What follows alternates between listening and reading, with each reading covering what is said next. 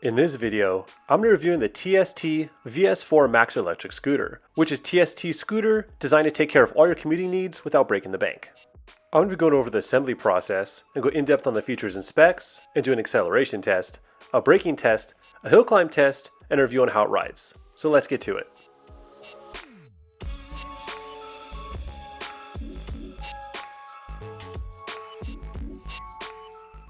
The VS4 Max comes in a standard scooter shipping box, but is a little heavy, so make sure to be careful when moving. After opening, the scooter is assembled about 95%.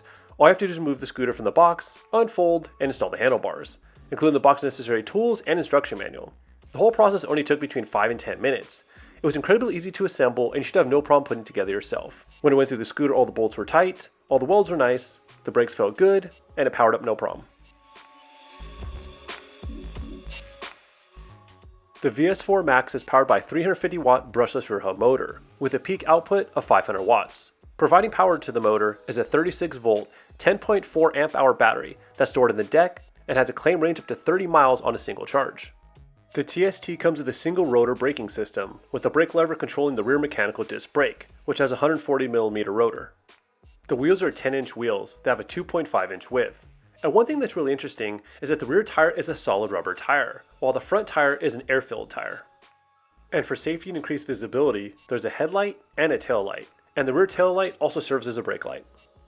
The dashboard has a very simple display that shows your battery level, speed mode, speedometer, odometer, and power output. The scooter has an overall length about 43.5 inches, a wheelbase of about 34 inches, a handlebar height from the ground of about 46 inches, handlebar width of 20 inches, it weighs in at 36.2 pounds, has a weight capacity of 220 pounds, it's IPX5 waterproof rated, and at the time of this recording, you can pick up the VS4 Max for $350 on TST's website. The first test we're going to do is the speedometer verification. We're testing the scooter against a GPS app. The first mode I'm going to do is the M mode, which I assume stands for medium, which is 11 miles per hour on the scooter and 11 miles per hour on the app. So it's perfect.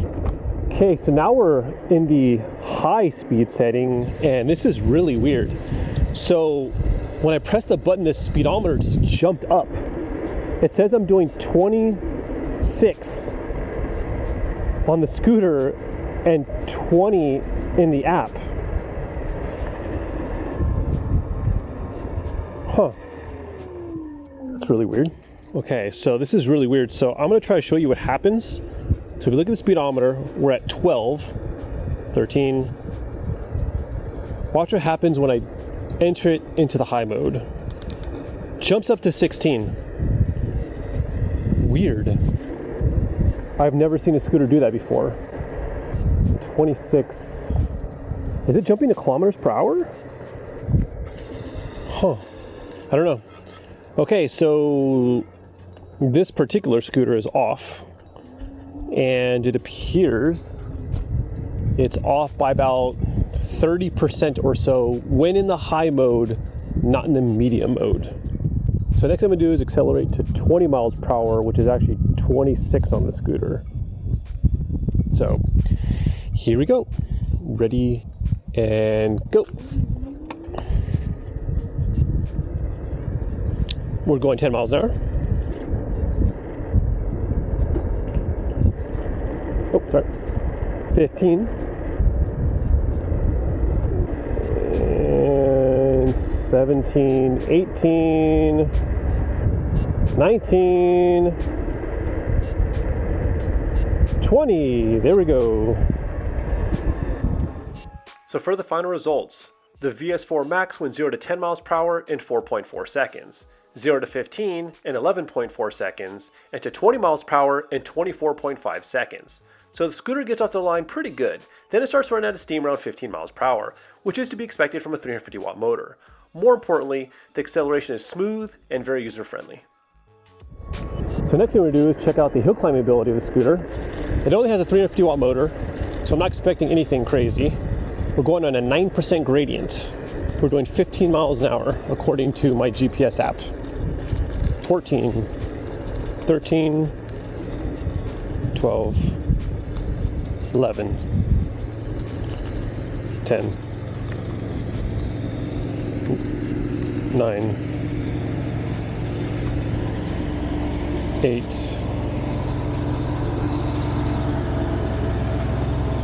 so there we go. Did a 9% gradient on the hill climb. Next, I want to test out the braking distance from each of the speed levels. First was some speed level M, which is 11 miles per hour, which the scooter stopped in 13 feet. And last was some speed level H, which is 20 miles per hour, which the scooter stopped in 33 feet. So the braking was decent, but I do wish there was a front brake on the scooter. It does stop with no drama and minimal skidding though. And the last test, in which my opinion is the most important test for any electric scooter, is the ride comfort. So I rode the VS4 Max around a lot during my testing, through many neighborhoods, and the TST does have a good ride. So the scooter doesn't have any suspension, but I think that the 10-inch air-filled front tire and the aluminum frame did a really good job of minimizing vibrations on the pavement. But something to keep in mind since it doesn't have suspension is that when you go over any big bumps, or you're on a road that isn't very smooth, you can feel it. But the scooter does have some pretty comfortable grips that actually do help in muting out vibrations through your hands. The scooter also has a very smooth motor that's very user-friendly and has decent power, especially considering that it's only a 350 watt motor. The linear power output keeps the scooter calm and relatively comfortable. I do wish the handlebar height was a tad bit taller, but that's just a personal preference, and to be fair, the scooter is designed for heights 4'1" to 5'9", and I am 5'10", so I'm at the very top end of the recommended height limit. But considering the scooter is affordable and has no suspension, it rides really good on the pavement. So far through my extensive testing, the TST has been able to handle everything pretty well after I fixed the scooter. So to be fully transparent, when I received the scooter, the motor's making some weird noises, and it would stutter under acceleration. I did reach out to TST, and they did send out a replacement motor pretty quickly. After installing the new motor on the scooter, I didn't have any other issues. The 350 watt brushless motor is almost silent and it's pretty smooth. It's able to cruise at speed pretty easily, and has a comfortable ride considering that it has no suspension. The scooter's also pretty fun, and has an engaging ride. It's easy to change directions, and it's pretty stable at higher speeds. Also, at $350, it provides good range and a decent build. The problem is at this price, there's a lot of competition, and companies have to find ways to entice customers to choose their scooter over the others. This scooter does have the battery life and build, but it is missing the fine tuning, as shown by the speedometer being so off during the speedometer verification test. I'm not going to hold the broken motor against the company. I understand that sometimes there are defects that get past quality check.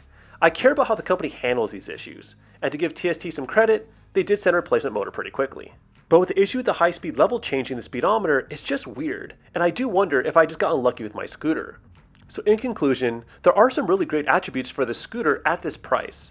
I would just really like to see TST tighten up the quality control at the factory, but I'm also willing to accept that I just happen to get a scooter that QC missed. So I am curious if anyone else who has a TST has had the same issues. But if you have any questions or own a VS4 Max or another TST product and want to share your experience, please leave it in the comment section below.